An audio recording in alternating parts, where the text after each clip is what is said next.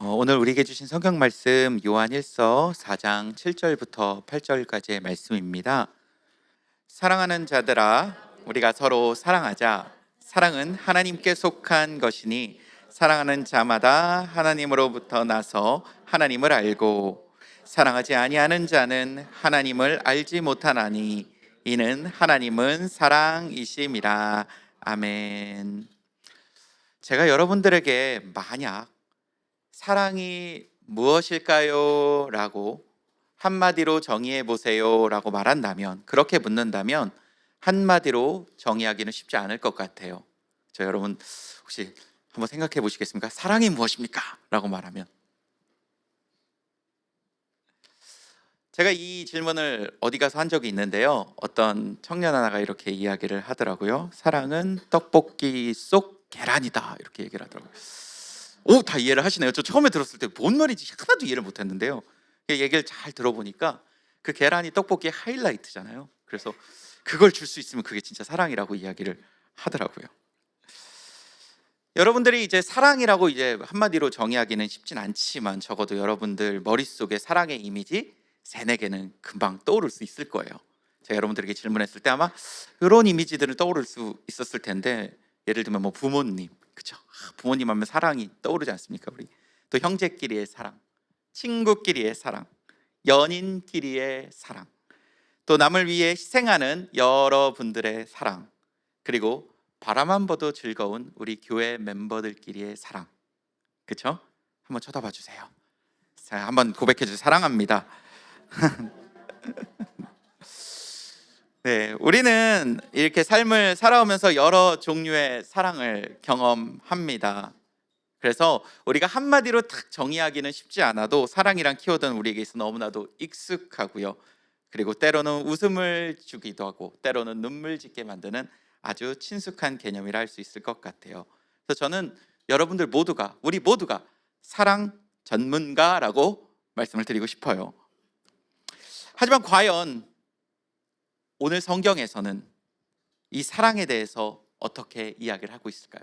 성경 전반에서 이 사랑 어떻게 다루고 있을까요?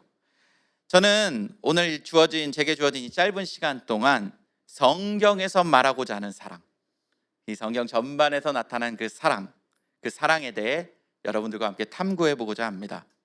여러분들은 이미 사랑 전문가지만 오늘 말씀을 통해 성경적 사랑 전문가로 다시 태어나는 하루 되길 축복합니다. 옆분하고 다시 한번 축복할게요. 성경적 사랑 전문가가 됩시다. 먼저 나눌 주제는 이것입니다. 인간의 사랑, 우리들의 사랑, 어디로부터 오느냐입니다. 우리 사랑의 근원, 우리 사랑의 소스가 어디서부터 시작되었는가에 대한 이야기를 좀 나눠보려고 해요. 이 질문에 앞서 여러분들에게, 이 탐구에 앞서 여러분들이 질문 하나를 드리도록 하겠습니다. 성경에서 가장 아름다운 사랑을 한 부부는 누구일까요? 떠오르시죠? 여러 부부가 떠오를까요? 성경에는 여러 커플이 등장하지만 가장 아름다운 사랑을 나눈 커플은 그래도 아담과 하와가 아닐까 싶어요. 여러분 알다시피 그들은 최초의 인간이었습니다. 하나님께서 그 둘을 창조하시고 서로 사랑하라고 말씀하셨죠. 에덴 동산에서의 아담과 하와는 참 멋지게 사랑했을 것 같아요. 서로를 진심으로 사랑하고 아꼈을 것입니다. 하나님이 처음 창조했을 때 아담과 하와는 서로에 대한 질투나 미움 이런 게 없었어요.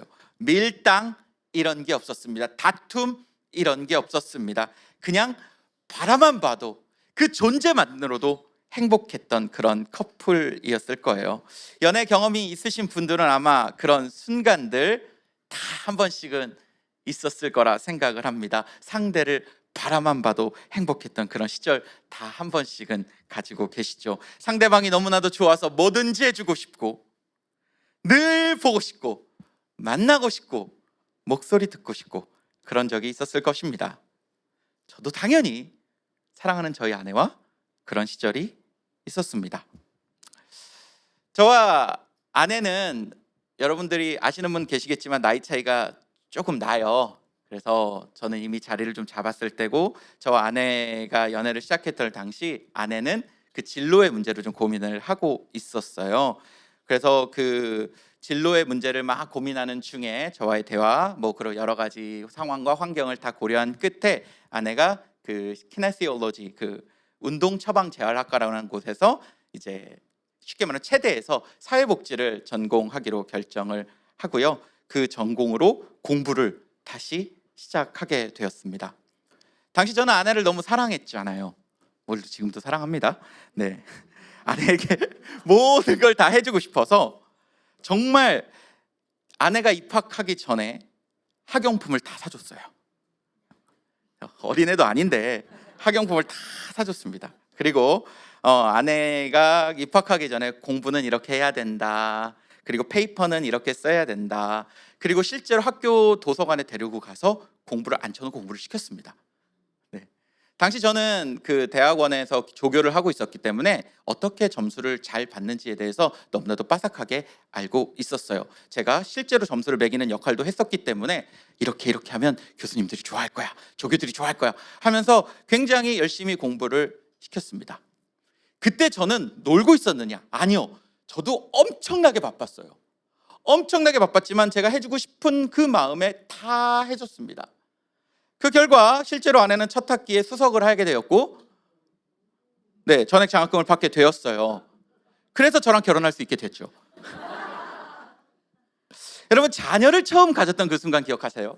여러분들 첫째, 자녀가 있으신 분들 그 순간 분명히 기억하셨을 텐데, 그때 그 마음도 아마 이 조건 없는 사랑의 마음과 비슷할 거라 생각을 들어요. 첫 자녀의 아름다운 순간 기억하시는 분들 많으실 텐데요. 어렸을 적 아이가 꼬물꼬물 거리면서 모든 애들 너무너무 예쁘잖아요. 먹는 것도 예쁘고 자는 것을 바라만 봐도 어떻습니까? 행복하지 않습니까? 심지어 쉬를 싸거나 응아를 해도 응원을 해줍니다. 우와, 응아를 했어, 와 잘했다. 이게 사랑이잖아요. 조건 없이 무엇을 해도 아름다운 그런 사랑의 마음. 아마 이런 마음을 느끼셨던 분들 이곳에 많이 있을 거라 생각이 들어요. 이런 상태가 늘 지속되던 것이 아담과 하와의 상태였을 거예요. 조건 없이 너무나도 행복한 그런 사랑을 아담과 하와는 나눴을 것입니다. 근데 어떻게 그들은 이런 사랑을 할 수 있었을까요? 어떻게 이렇게 조건 없이 사랑을 할 수 있었을까요? 이들의 거의 완벽에 가까운 아름다운 사랑은 그 근원 혹은 모델이 있었는데요. 그 시작은 바로 하나님, 삼위 하나님끼리의 관계에서부터 시작이 됩니다. 이 부분을 조금만 더 설명을 드릴게요. 우리는 삼위 하나님을 믿죠, 그렇죠? 우리가 늘 고백하는 사도신경에도 삼위 하나님에 대한 이야기가 나옵니다. 이 삼위일체의 신비에 대해서는 제가 지금 나눌 수 없어요. 우리 주변에 목사님들 다니시면은 삼위일체 신비가 뭐예요라고 한번 꼭 물어보시기를 바랍니다. 하지만 여러분들 이 삼위일체 신비 중에서 제가 오늘 꼭 한 가지는 기억해 주셨으면 좋겠습니다. 그것은 바로 세 분 하나님, 성부 하나님, 성자 하나님, 성령 하나님은 한 분이시며 완벽한 연합을 이룬다는 것입니다. 맞지요? 이 세 분 하나님은요, 절대 나눌 수도 없고 헤어질 수도 없는 존재예요. 서로의 생각을 완벽하게 공유하고 서로의 그 마음을 완벽하게 공감합니다. 서로 나눌 수 없고 서로 떼어질 수 없는, 누가 와도 이 관계는 끊을 수 없으며 그 어떤 순간이 와도 이 관계는 깨어지지 않는, 그 누구도 이 관계에 침투할 수 없는 아주 완벽한 관계라고 볼 수 있습니다. 이 삼위일체 하나님의 연합이 우리 사랑의 근원이에요. 우리 인간에게 주신 사랑의 출발점이자 시작점입니다. 아담과 하와도 이런 관계와 비슷한 관계를 유지하고 있었습니다. 왜냐하면 그들이 삼위 하나님으로부터 아름답게 창조되었기 때문입니다. 창세기 1장 26절 27절에는 이렇게 표현합니다. 하나님이 이르시되 우리의 형상을 따라 우리의 모양대로 우리가 사람을 만들고 그들로 바다의 물고기와 하늘의 새와 가축과 온 땅과 땅의 모든 것을 다스리게 하자 하시고, 하나님이 자기 형상 곧 하나님의 형상대로 사람을 창조하시되 남자와 여자를 창조하시고, 우리라는 표현 여러분들 많이 들으셔서 아시겠지만 하나님, 삼위 하나님께서 그 모습 그대로 인간을 창조하시고 사랑하라 말씀하셨어요. 그 삼위의 완벽한 연합 속에서 아담과 하와를 창조하시고 그들을 사랑하라 하셨습니다. 자기 형상과 하나님의 형상을, 하나님의 이미지를 그들에게 허락하시며 이 형상대로 사랑을 하라 하셨습니다. 그 관계를 그대로 받은 아담과 하와는 아름답게 사랑할 수밖에 없었습니다. 이러한 삼위의 연합 속에서 태어난 아담과 하와는 그들도 이 하나님의 삼위의 그 삼위일체의 연합을 닮아 완벽에 가까운 연합과 사랑을 나누게 되죠. 문제는 우리들입니다. 조금 더 정확히 말하면 우리들의 사랑의 모습입니다. 왜 우리는 이러한 관계를 지금은 유지하지 못할까요? 얼굴만 봐도 아름답고 행복했던 그런 관계가 이제는 왜 얼굴만 봐도 지겨운 관계가 될 수밖에 없을까요? 너는 나의 뼈 중에 뼈리요 살 중에 살이라 말한 그 가장 아름다운 순수한 고백을 하는 그런 관계가 잘 유지가 되지 못할까요? 예전에는 바라만 봐도 행복했던 그런 관계가 왜 잘 유지가 되지 못할까요? 아이의 쉬까지 응원했던 그 모습, 그 거의 정말 최고의 사랑이라는 부모의 그 사랑도 아이가 한 4-5살만 되면 쉬를 싸면, 옛날엔 쉬 싸도 그래 어우 잘했다 너가 잘 먹었나 보다 했지만 지금 4-5살 때 쉬 싸면 여러분, 이야 말도 하기가 끔찍합니다. 거의 저주에 가까운 이야기가 나가죠. 너 한 번만 더 해봐 막 내쫓아. 왜 그렇게 변했을까요? 왜 우린 이 사랑을 계속하지 못할까요? 이유는 간단합니다. 바로 인간의 타락 때문에 그렇습니다. 타락한 인간 때문에 그래요. 하나님이 먹지 말라고 한 선악과를 아담과 하와가 먹음으로써 인간을 비롯한 인간과 관련된 모든 것이 타락되었다고 성경은 기록하고 있죠. 이 타락은 모든 것에 영향을 줍니다. 우리의 신체, 마음, 영혼, 자연, 그리고 우리와 관련된 모든 것들이 타락하게 되죠. 당연히 우리 안에 있던 사랑이라는 개념도 타락하게 돼요. 이제 우리의 사랑은 완전하지 않습니다. 타락 이후로 이제 우리의 사랑은 완벽하지 않아요. 완벽한 모습을 보이더라도 가끔은 타락한 불완전한 사랑의 모습이 우리 안에 자주 나타납니다. 저는 아내를 정말 사랑해요. 정말입니다. 그런데도 제 사랑이 부족함을 느낄 때가 많이 있어요. 저희 부부는 사실상 사이가 진짜 좋아요. 제가 본 커플 중에 그래도 가장 아름다운 커플이 있다면 담임 목사님 커플, 그리고 윤관진 전도사님네 커플인데요. 두 커플은 조금 결은 달라요. 이 윤관진 전도사님네 커플은 서로 약간은 리스펙하는, 서로 존중하는 커플인데, 담임 목사님 커플은 서로 너무 친구 같고 아직까지 너무 예쁜 사랑을 나누는 그런 관계. 저희가 그 레벨까지는 아닌데요. 그 두 분은 좀 거의 아담과 하와에 가까운 사랑인 것 같은데, 그래도 저희도 꽤 친해요. 누가 봐도 꽤 저 커플 좋다라고 생각을 듭니다. 그런데 그래도 참 저희 관계가 완벽하지 않습니다. 서로를 이해 못해 화가 나기도 하고 서로의 행동 때문에 상처를 받기도 합니다. 저는 아내를 정말 사랑하고요, 늘 같이 있고 싶지만 가끔은 아내가 애들을 데리고 어디를 간다, 그렇게 행복할 수가 없어요. 한국이라도 간다, 감사원금을 하고 싶습니다. 그러면은 이 제 사랑이 얼마나 이 부족하다는 걸 보여줍니까? 저는 제가 취미나 어떤 공부나 하나에 빠지면 다른 것들을 잘 생각하지 못하는 경향이 좀 있어요. 그 모습 보고요, 아내가 늘 뭐라 그래요.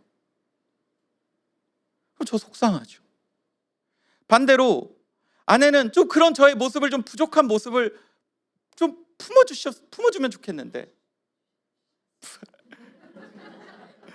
그렇지 못하는 그 모습들 보면서 저도 속상하죠. 이렇게 서로의 싫어하는 행동들 때문에 가끔은 arguing 합니다. 가끔은 다툼을 해요.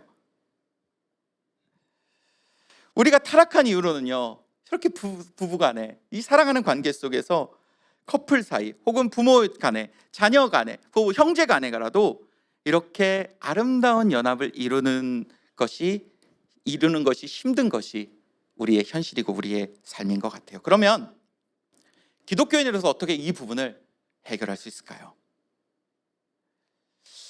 성경은 이 부분을 해결하기 위해 우리에게 또 다른 사랑의 모델을 주셨는데요. 그 모델이 바로 예수 그리스도의 사랑의 모델입니다.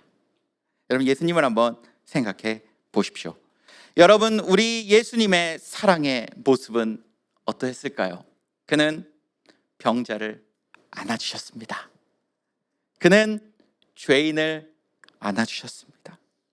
그는 눈먼 자를 사랑하여 주셨고, 그는 남들에게 손가락질 받는 세리도 함께 밥을 먹으며 안아주셨죠. 이런 사랑의 모습 중 제가 제일 좋아하는 모습은 손 마른 자, 손에 장애가 있는 그 사람을 치유하시는 모습입니다. 안식일에 모든 사람들이 예수님을 만나려 회당에 모였을 때 손 마른 자도 그곳에 함께 하게 돼요. 그는 구석에서 예수님을 바라봅니다. 왜냐하면은요, 그가 사람들로부터 늘 저주받았다, 너는 죄인이니까 이렇게 신체에 문제가 온 거야 라고 늘 치부당했고 무시당했고 멸시당했기 때문에 그는 너무 보고 싶은 예수님을 저 구석에서 바라봅니다. 하지만 우리 예수님은 그를 부르십니다. 그냥 불러서 치유한 게 아니라 한가운데 탁 세우십니다. 그리고 치유하십니다.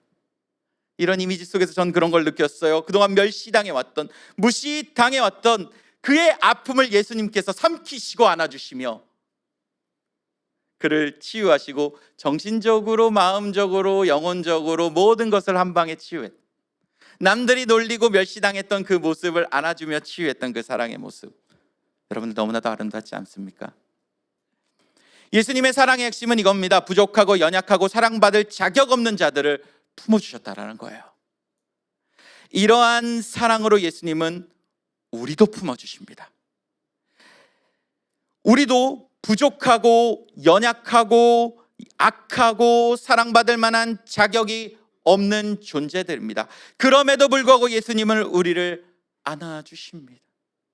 이것이 그리스도인으로서 현재를 살아가는 우리의 사랑의 모델이 되어야 될 것입니다.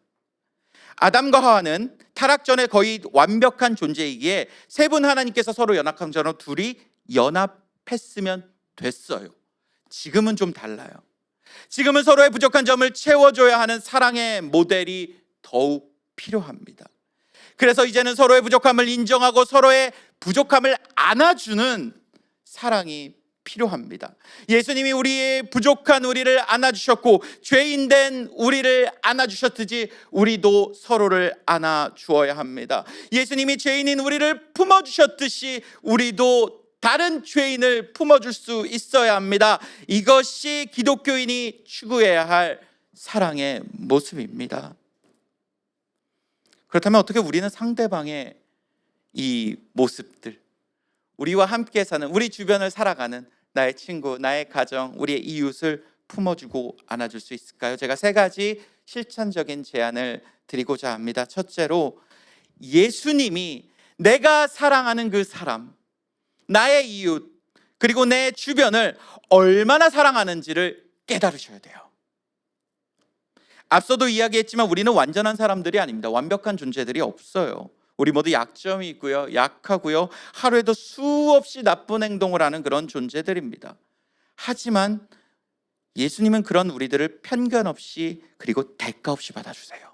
안아주세요. 왜요? 그분은 우리를 사랑하시니까요. 진짜 사랑하시니까요. 우리를 너무 사랑하셔서 자기 목숨까지 바치셨어요. 그리고 여러분들이 기억해야 될 것은 그 예수님의 사랑은 나뿐만이 아닌 여러분들이 사랑하는 그 사람, 여러분들의 주변, 여러분들의 이웃도 예수님의 이러한 사랑을 받고 있다는 사실을 깨달으셔야 합니다. 예수님은 여러분들의 아내를 정말 사랑합니다. 예수님은 여러분들의 남편도 정말 사랑합니다. 예수님은 여러분들의 형제도 정말 사랑합니다. 그래서 그들을 위해 목숨까지 버렸습니다. 그들을 구원하시기 위해 십자가에 올라가셨습니다. 그만큼 소중한 존재들입니다. 예수님이 목숨 바쳐 사랑하는 존재를 나와 다르다고, 약점이 있다고 무시하거나 싫어하는 태도는 이제 버리셔야 합니다. 예수님이 목숨값보다 귀하게 여기는 존재를 나도 똑같이 귀하게 여겨야 되지 않겠습니까? 약점이 있다고, 좀 나와 좀 다르다고 우리도 그들을 멸시하거나 무시하면 안 될 것입니다. 왜요? 예수님이 그들을 사랑하고 있기 때문입니다. 예수님이 우리의 이웃, 내가 사랑하고 있는 사람, 우리의 가족, 이런 사람들을 사랑하고 아낀다는 사실을 정확하게 여러분들이 깨달았을 때 우리는 상대방을 더욱 존중하고 사랑할 수 있을 것입니다. 두 번째, 여러분들이 예수님의 완전한 사랑을 경험해야 돼요. 이것은 여러분들이 많이 아는 이야기일 겁니다. 그래도 중요합니다. 여러분들이 사랑을 받아보지 않으면 상대방을 제대로 사랑할 수 없습니다. 여러분들이 보시다시피 저는 먹는 것을 엄청 좋아합니다. 그래서 많은 음식점을 다녀봤는데 아직까지 그릭 음식점을 가본 적이 없어요. 거기서 파는 수블라키인가요? 그게 엄청 유명한데 먹어본 적이 없어요. 그래서 누군가 저에게 목사님, 밴쿠버에 그릭 식당을 하나 소개시켜 주세요, 그리스 음식점 하나 소개시켜 주세요 말하면 저는 할 말이 없습니다. 안 먹어봤으니까요. 근데 누군가가 저한테 목사님, 밴쿠버에 짜장면집 좀 소개시켜 주세요, 그럼 저는 30분 이상 떠들 수 있습니다. 많이 먹어봤거든요. 마찬가지예요. 여러분들이 예수님의 완전하신 사랑을 받지 못했다면 우리도 그 사랑을 할 수 없어요. 여러분, 예수님의 사랑 받으시기 바랍니다. 예수님의 완전한 사랑을 받아봐야 내가 그 사랑을 가지고 남들을 사랑할 수 있는 거예요.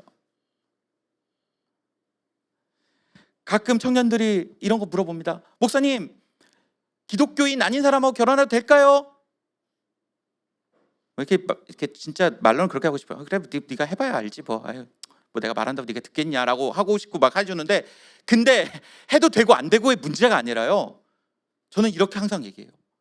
그분이 하나님을 모른다면, 그분이 예수님을 모른다면 그분의 사랑은 반쪽이다. 왜냐? 그분은 예수님의 완전한 사랑을 경험했지 못했기 때문에 너는 반쪽의 사랑만 받을 것이다. 저는 그렇게 이야기합니다. 마찬가지입니다. 예수님의 사랑을 완전하게 받지 못한다면 우리도 남들을 완전하게 사랑을 하지 못할 것입니다. 사랑하는 여러분, 예수님의 완전한 사랑을 받으시길 바랍니다. 옆 분하고 인사합시다. 예수님의 완전한 사랑을 받읍시다. 네, 마지막 실천사항은 상대방이 나와는 다른 존재임을 인정해야 된다는 거예요. 우리가 사랑하는 사람과 많이 싸우는 이유는요, 그 큰 이유 중에 하나는 상대방이 나와 다르다는 것을 인정하지 못해서 그래요. 무의식 중에 상대방이요, 나랑 똑같아, 나랑 생각이 똑같아, 나랑 모든 것이 다 비슷해, 근데 다른 거 하면 내가 화나는 거거든요. 그런 경우가 많이 있어요. 예를 하나 듣겠습니다. 여러분, 우리가 스페인 사람을 만났어요. 그 사람이 스페니쉬를 쓴다고 해서 우리는 화나지 않아요. 왜요? 그분이 우리와 다르다는 걸 우리는 이미 알기 때문에 그래요. 인도 사람들이 버터치킨을 먹는다 그래서 너네 왜 김치찌개 안 먹어? 이렇게 화내지 않습니다. 왜요? 우린 다름을 인정하기 때문에 그렇습니다. 인도 사람이 인도 음식 먹는다고 화가 날 일입니까? 아닙니다. 그건 너무나 당연한 일입니다. 마찬가지예요. 내가 봤을 때 저희 굉장히 상대방의 그 행동이 화가 날 수 있지만 그 상대방에겐 그게 굉장히 자연스러운 행동일 수 있어요. 제가 오늘 장모님, 장인어른도 여기 같이 오셨는데요. 결혼을 하기 전에 제가 아내 집에 놀러 간 적이 있어요. 장인어른, 장모님 없을 때 아내 언니와 함께 치킨을 먹었을 적이 있었어요. 이제 치킨을 먹었는데 기억 아직도 합니다. 상에서 이렇게 먹었거든요. 상에서 이제 치킨을 먹고 이제 아내 언니, 저희 처형이죠. 처형이 이제 디저트를 먹자 딱 했어요. 그때 순간 이렇게 앉아있다 저는 치킨을 먹은 그 테이블로 손이 이렇게 갔고, 아내와 아내 언니는 테이블 반대편으로 몸을 움직이는 거예요. 그 순간 디저트 먹자, 오케이. 뭔지 아십니까 이게? 아내와 언니는 디저트를 준비하러 갔고 저는 상을 치우러 간 거예요. 이것을 보면서 우리 서로 얼굴을 보면서 빵 터졌어요. 왜 이런 현상이 벌어졌을까요? 저희 집은요, 저희 가정은 밥을 먹고 다 치운 다음에 디저트를 차려 먹는 집이었던 거예요. 아내 집은 이걸 먹고 다 디저트까지 먹고 치우는 거예요. 이거는 여러분들 누가 옳고 그름의 문제가 아니에요. 다름의 문제예요. 제가 아내한테 거기서 야, 이거 치우지도 않고 이걸 어떻게 디저트를 먹으라고 한다면 싸움밖에 더 하자는 얘기 아닙니까? 사랑하는 여러분, 옳고 그름이 아니라 다른 겁니다. 그래서 우리 사랑하는 사람들과도 서로 다름을 인정하는 자세가 필요합니다. 상대방을 이해하고 그 다름을 인정하는 게 쉽지 않을 수 있어요.